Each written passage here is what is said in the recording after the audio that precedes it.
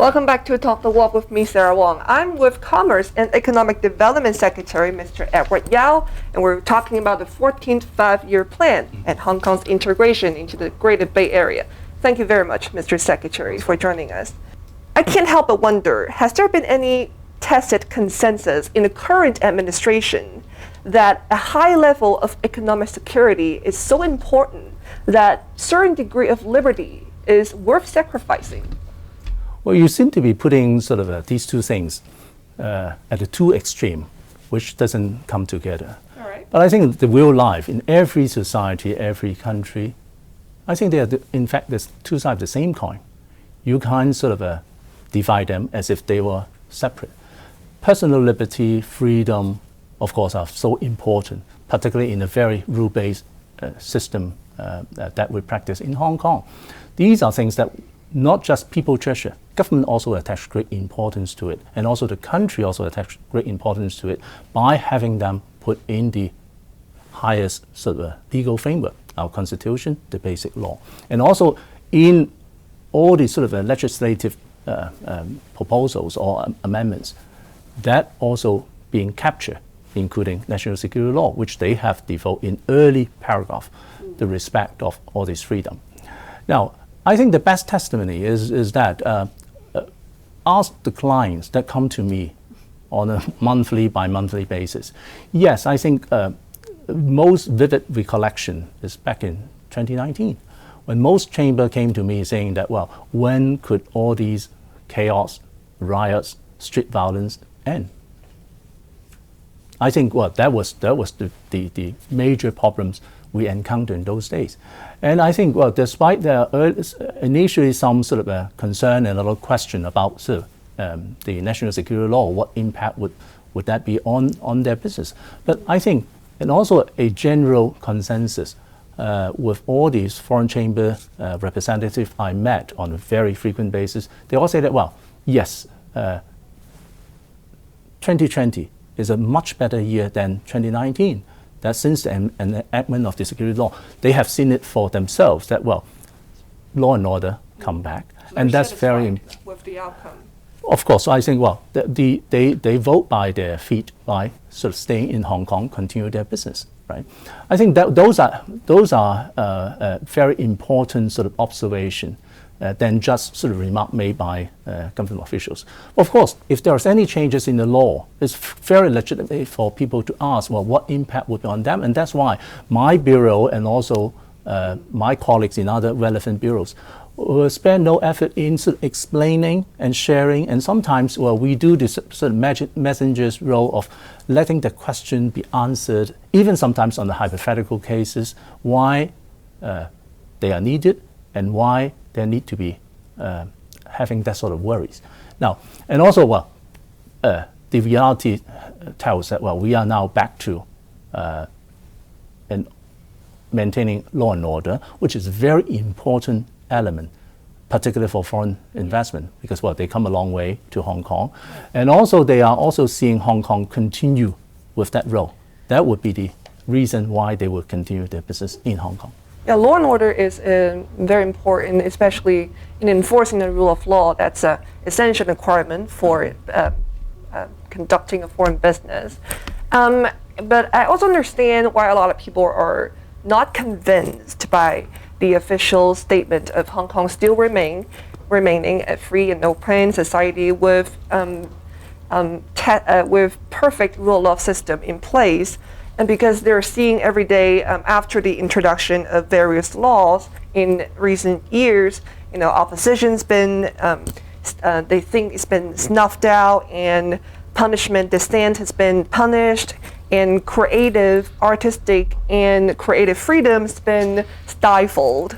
What would you say to them? Well, how would you convince them after repeated statements being made that Hong Kong is free, Hong Kong is open, but they're still worried? I think, well, what you quote are, in fact, I would say a bit exaggerated and far from the truth. But of course, if you read some of the news headlines these days, people's perception might have been sort of tilted towards more critical. Because, well, they were seeing, well, Hong Kong, for instance, before the enactment of national security law, not even having the legal protection that one would have expected in every single society, almost without exception around the world. Of course, if you compare those situations, people would naturally ask the question, well, whether this new law would affect the business, right? But first defense is, don't ask us, ask yourself, if you're coming from a foreign country, look at your own law book, look at your own system. How many pieces of national security legislation are there sort of regulating, in fact, the same kind of activities, which sought to divide the country or subvert the government or bring terrorist attack or sort of inviting interference from foreign countries. Now, so using the same rule, I think one would ask themselves, well, whether all these would change themselves. The second one, of course, is empirically. Continue to operate business in Hong Kong. Are you really affected by this law? Are your sort of daily sales of goods or making a deal being affected by this piece of legislation? Well, of course, for some chambers done their homework. They ask questions. They put it black and white. Some of them even consult their own lawyers, put in question. And for us, we'll convey in a very open and transparent manner, quoting chapter and verse from the law. And also more important is, the law itself is not only governed by the statute.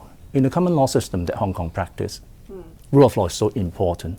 So they are seeing that, well, whether they will be affected in such circumstances to make their own decision. So very often Hong Kong is not a place where you would ask also answers from government officials, but actually people in the business would tell you what's the true answer from their perspective.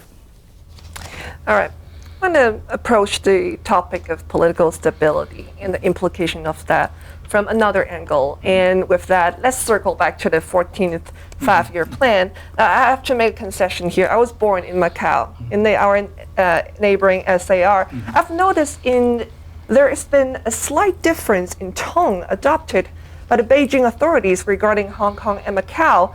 For example, in foreign culture, under the plan, Hong Kong is on track to become an exchange center for Chinese and foreign artistic culture. But Macau is tapped as a stronghold of multicultural coexistence.